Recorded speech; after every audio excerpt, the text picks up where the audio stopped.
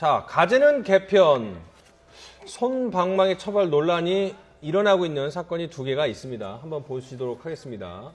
자, 지난해 저희가 YTN 단독 보도로 전해드린 내용인데, 이 술에 취한 채 어린아이를 수술을 했다가 잘못해서 재수술까지 받게 한 그 음주 수술 의사가 이 자격정지 한 달을 받았는데, 너무 손방망이 처벌이 아니냐 이런 얘기도 있고요. 어제 전달해 드린 내용이죠. 부산경찰청장이 자기보다 나이가 많은 부하에게 상습적으로 욕설을 퍼부은 것에 대해서 강신명 경찰청장은 엄중 경고 조치를 했는데요. 자, 일단은 상습 욕설한 부산경찰청장 얘기부터 해보도록 하겠습니다. 경찰청장이 엄중 경고 조치를 했는데, 엄중 경고라는 게 뭔가요? 그야말로 엄중하게 말로 이제 경고하는 거죠.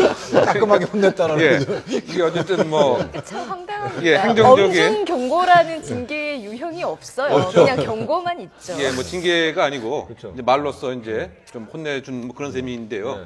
결국 이제 모르겠습니다. 이제 이 사안의 어떤 그 진상의 그 수위 자체를 예. 이 경찰청에서 이제 어떻게 파악을 했는가 이제 그것이 한 관건인 것 같고 예. 가장 중요한 것은 그 인격적인 그 대우를 통해서 네. 조직 문화를 바꾸어서 중요한 것은 지금 경찰이 예. 치안 서비에 대해서 어떻게 국민에게 효과적으로 전달할 것인가 여기에 그 에너지와 역량을 모아도 사실 바쁜데 네. 이게 내부적인 어쨌든 의사소통의 문제로 여러 가지 지금 에너지를 낭비하고 있는 것은 아닌가 그 점이 상당히 안타까움을 금할 수 없습니다. 예. 저는 이게 사건 딱 기사 나오자마자 궁금한 게 예. 사실 경찰 조직만큼 굉장한 상명하복 조직이 없거든요. 예. 청장과 총경 정도의 관계면 우리 교수님이 잘 아실 거예요. 거기서 이렇게 들고 일어나서 공개적으로 사과를 요구한다는 게 있을 수 없는 일인데 예. 예. 첫 번째 든생은 오죽했으면 그랬을까. 그렇죠. 예. 두 번째는 다른 뭔가 또 얽힌 부분은 혹시 없을까. 이런 건 조사가 될 필요는 없을까. 예. 근데 엄중 경고에서 끝났다는 거 보니까 그건 조사 안 되겠죠 아마. 그렇죠. 예, 그런데 어쨌든 피해를 당한 그 총경이 나이가 내일 모레 환갑인 분이 그렇게 자기보다 어린 상관한테 나쁜 얘기를 들으면 아마 좀 자괴감이 많이 들 것 같은데요.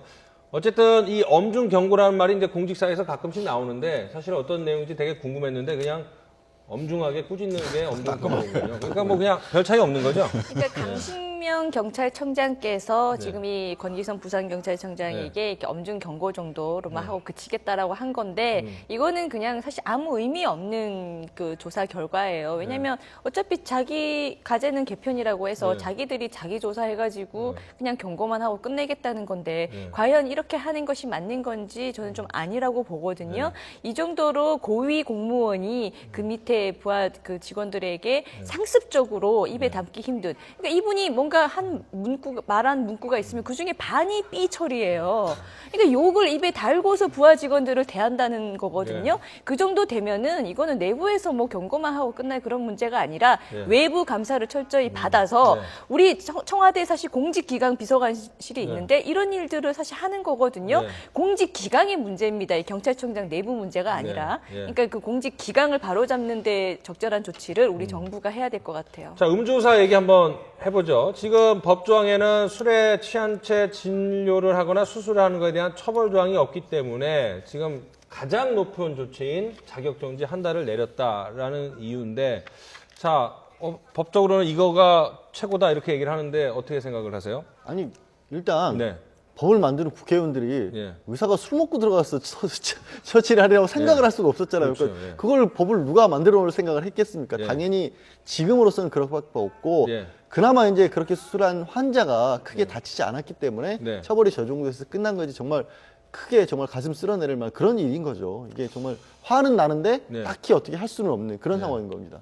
이제 취한 상태에서 응급실에서 저런 처치를 했다. 이거 굉장히 잘못한 행동인데요. 네. 아마 저 개인적인 상황이 네. 아마 반영이 된 조치가 아닌가 생각이 듭니다. 저 한 달 자격정지로 끝난 게 뭐냐 하면 네. 저 의사분이 전공이 1년 차인데 네. 그날 자기가 당직이 아니었습니다. 예.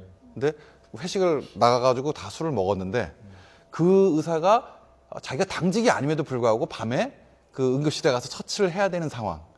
그 소위 말하는 가볼 논란 이게 그거 하나일 것 같아요. 그 라인에서 제일 아래 레벨에 있는 사람이니까 네. 어쩔 수 없이 취했음에도 불구하고 갈 수밖에 없는 상황이었지 않나라는 것이 반영이 돼서 네. 협회에서 저렇게 좀 네. 경한 정상 정지를 해주지 참작을 좀 않나. 해줬다. 예. 자, 그런데 이제 그 자격정지 한 달인데 자격정지를 당하면 어떻게 되는 거죠? 진료를 할 수가 없는 거죠. 일단 한 달 동안. 네, 의사로서의 어떤 행위도 할 수가 없는 거가 됩니다. 쉬는 거죠. 쉬어야 됩니다. 네. 그렇지만 뭐 이렇게 과정을 거쳐서 레지던트나 뭐 인턴 이런 거 다 거쳐서 뭐 의료 행위를 하는데 나중에 문제는 안 되는 거고.